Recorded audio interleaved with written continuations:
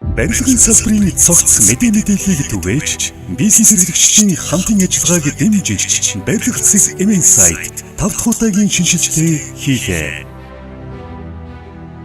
Портал систем дээр бүртгэлтэй 1200 гаруй гишүүдийн тус бүртэн өөрсдийн онцлогоо шингээсэн вебсайтаа үүсгэх, үйл ажиллагааныхын чиглэлд тохирсон вебсайтын загвар сонгох, сайтаа өөрсдөө удирдах, засах, бизнес эрхлэгчид онлайн шоп нээх, ажлын байрны зар байршуулах боломжийг бий болголоо.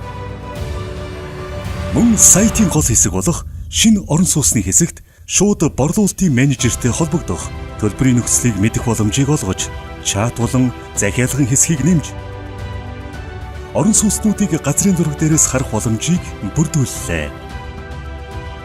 Барилгын салбарын бизнес эрхлэгчдийн маркетингийн талбар, хэрэглэгчдийн нэгдсэн сан болон хөгжиж байгаа барилга засаг эмэн сайтын 5 дахь удаагийн шинжилгээтэнд тавтай морил.